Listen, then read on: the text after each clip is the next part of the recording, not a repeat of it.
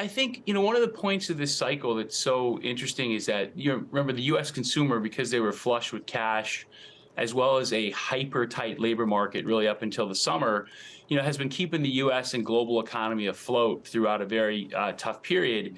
And that continues to upside surprise. As you were talking about earlier today on surveillance, the more resilient the consumer remains, the harder the Fed goes in terms of tightening policy. So we could stay in this more inflationary environment for longer because the labor market and the consumer have been incredibly resilient.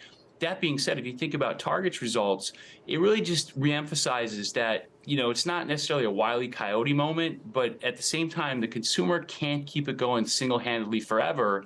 And as the labor market gradually softens, and unemployment goes up, not only are you going to have disappointing earnings at the corporate level, but ultimately next year, in agreement with Dudley, it's almost inevitable that we end up in a recession because the U.S. consumer, with a softer labor market, with unemployment going up, cannot single-handedly keep the global economy going forever. So, Troy, how wide do you think the window is? And this is my question of the moment this week. How big is that window between evidence of inflation rolling over, and we're getting signs of it at the moment, and growth cracking? How long is it before this takes place? Yeah, so if you asked us 3 months ago, we would have thought it was, Q1 to Q3 is when we finally have, quote unquote, a true recession where unemployment actually goes up meaningfully and consumption rolls over. Because without job creation, income growth, and higher debt levels and inflation, it's inevitable that consumption rolls over. Now it's looking more like a Q2 to Q4, maybe even as late as Q1 of 2024. So we're going to stay.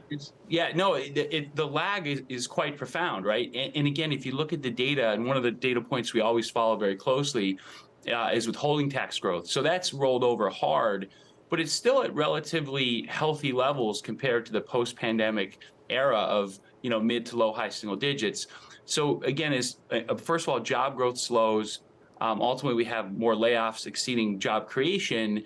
That should go negative, and that could be as early as Q2 of next year, but as late as Q1 of 2024. So it's a very wide band in terms of when the next recession is actually declared.